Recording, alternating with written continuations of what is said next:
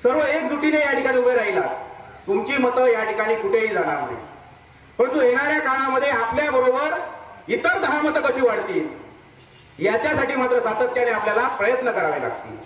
तुम्ही सर्व शिवसैनिक आहात, तुम्ही सर्व या शिवसेना इंडिया आघाडीचे घटक आहात आणि या शिवसेना इंडिया आघाडीचे घटक असल्यानंतर आज आपण लढणारं नेतृत्व, आपल्याला लढायचं आहे, जिंकायचं आहे आणि आपला भगवा दिल्लीच्या तख्तावर फडकवायचा आहे. हे स्वप्न उरात घेऊन आपण चाललो आणि हे स्वप्न येणाऱ्या काळात आपल्याला सत्यात उतरायचं आहे. या ठिकाणी आपले खासदार या ठिकाणी केंद्रीय मंत्री झाले पाहिजे. का झाले पाहिजे? गेल्या 10 वर्षामध्ये आपण संसदेत त्यांना पाठविलं, आपलं नाव उज्ज्वल करण्याचं काम केलं. आणि दुसरीकडे तुम्ही बघितलात की या ठिकाणी प्रश्न केरळचा विचारला तर उत्तर तामिळनाडूचं. अशा पद्धतीचा उमेदवार पाहिजे की आपल्या खासदार साहेबांचा उमेदवार पाहिजे? कसा पाहिजे उमेदवार? कसा पाहिजे उमेदवार? मग आपल्याला त्याच उमेदीच्या ताकदीने या ठिकाणी काम केलं पाहिजे. आज शेतकऱ्यांचे प्रश्न असतील, आज आपण काय केलं? आपण काम करत असताना या ठिकाणी शिवसेनेच्या माध्यमातून, महाविकास आघाडीच्या माध्यमातून शेतकऱ्यांचं कर्जमाफीचं काम केलं. आज टिंगलटवाळी होत होती या ठिकाणी, उद्धव साहेबांची टिंगलटवाळी करत होते त्या फोटोग्राफीची. आज त्या फोटोग्राफीच्या माध्यमातून उद्धव साहेबांनी या ठिकाणी एक्झिबिशन भरवलं आणि त्याच्या माध्यमातून करोडो रुपयाचा जो निधी झाला तो आपले बंगले बांधले नाहीत, आपली हॉस्पिटल बांधली नाहीत, आपली प्रायव्हेट गोष्टी या ठिकाणी बांधल्या नाहीत. तर त्या ठिकाणी जे मराठवाड्यामध्ये पीडित शेतकरी होते, आत्महत्या करणारे शेतकरी होते, या शेतकऱ्यांच्या सर्व छोट्याच्या मुलांच्या शिक्षणासाठी, लग्नासाठी, त्या ठिकाणच्या पाण्याच्या व्यवस्थेसाठी हे पैसे खर्च केले. आज आपलं सरकार आलं, शेतकऱ्यांना काय मिळालं? उद्धव साहेबांनी पहिल्या एका क्लिक मध्ये सर्व शेतकऱ्यांची कर्ज माफ केली की नाही? केली की नाही? आज तोक्ते वादळ झालं. तोक्ते वादात यापूर्वी तोक्ते वादळात मिळालेली जशी भरपाई आहे तशी यापूर्वी कधी शेतकऱ्यांना मिळाली होती का? आणि यांनी काय सांगितलं? 15 लाख रुपये देतो. कोणाच्या खात्यात आले? माता वगैरे तुमच्या खात्यात आले का? गॅस किती रुपये झाला? 300 रुपये झाला का? किती रुपये झाला? 1200 रुपये झाला. म्हणजे याचं उत्तर आपल्याला या ठिकाणी द्यायचं आहे. आज आपल्या गॅसची किंमत 400 रुपयावरून 1200 रुपयामध्ये झाली. आज शेतकऱ्यांच्या खताची किंमत किती रुपये होती? 400 रुपये ना, आज 1500 रुपये झाली. आणि त्याच्यावर मोदींचा फोटो.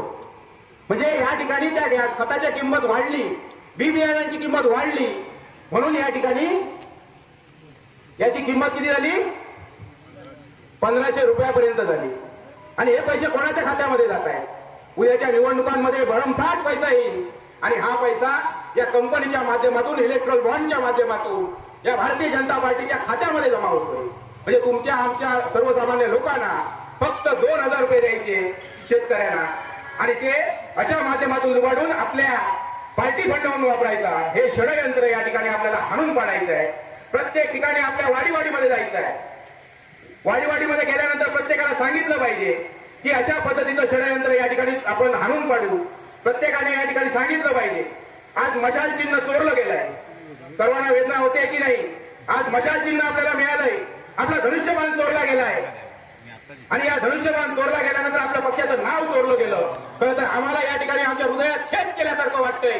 तुम्हाला पण वाटतंय की नाही? आपला धनुष्यबाण चोरणाऱ्याला आपण माफ करणार का? करणार का? मग मशाल भगव्याची पेटवणार की नाही? भगव्याची मशाल पेटवून आज जे जे या ठिकाणी गोरगरिबांच्या छाताड्यावर फिरण्याचं काम करतायत, या सर्वांना नामोहरम करून पुन्हा एकदा खासदार विनायकजी राऊत साहेब यांना संसदेमध्ये पाठवण्यासाठी आपण सज्ज झालो आहोत. आज शेतकऱ्यांचे प्रश्न, कष्टकऱ्यांचे प्रश्न सातत्याने मांडून त्यांना न्याय देण्याचं काम केलं. बीएसएनएलचे टॉवर उभारलेत. आज काही जण सांगतायत आमच्या नारायण राणे उभारले. त्यांना बीएसएनएलचा लॉंग फॉर्म तरी सांगता येईल का? येईल? मग ते बीएसएनएलचे टॉवर लिहू तरी शकतात का? भारतीय संचार निगम हे लिहू तरी शकतात? मग अशा उमेदवाराला आपण निवडून द्यायचं की आपल्या खासदार साहेबांना निवडून द्यायचं? मग आपली मशाल धगधगत ठेवणार की नाही? इतरांना सांगणार की नाही? आपली निशाणी काय? आपली निशाणी काय? आणि ती पेटवत धगधगीत मशाल येणाऱ्या काळामध्ये सर्वसामान्यांच्या हृदयात बसवण्याचं काम येणाऱ्या काळामध्ये आपल्याला करायचे आहे. युवा सेनेची सुद्धा जबाबदारी त्याच ताकदीची आहे. युवा सेनेने सर्व वयोवृद्ध माणसं असतील, सर्व नोकरदार माणसं असतील, यांच्यापर्यंत पोहोचायचं आहे. त्यांनी मतदान केलंय की नाही, त्यांनी मतदान कशा पद्धतीने केलंय, बूथवर जाऊन युवा सेनेचे कार्यकर्ते काय करतायत याचं सर्वांनी काम केलं पाहिजे. माझ्या महिला भगिनींना या ठिकाणी सांगतो की आज अनेक हा विषय येतील. बचत गटांना पैसे देण्यासाठी काही धनदाटके लोक त्या ठिकाणी पोचतील, परंतु माझ्या मतदार भगिनी, माझ्या महिला भगिनी या ठिकाणी विकल्या जाणाऱ्या नाही. या ठिकाणी विकाऊ नाहीये. त्यांना समजतं की माझ्या आज यांचे 500 रुपये 1000 रुपये येतील आणि उद्या मागच्या दाराने जसे सिलेंडर वाढले, खताच्या किमती वाढल्या, पेट्रोलच्या किमती वाढल्या, तशा पद्धतीने येतील. म्हणून माझ्या महिला भगिनी सुद्धा विनंती आहे की या ठिकाणी येणारी विकास कामं या ठिकाणी होत राहतील.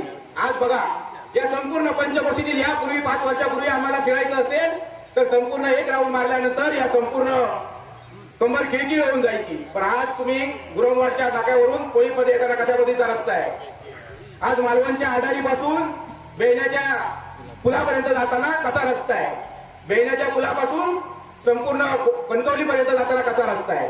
हे रस्ते आपल्या या खासदार विनायकजी राऊसाहेब आणि आमदार वैभवजी नाईक यांच्या माध्यमातून झाले.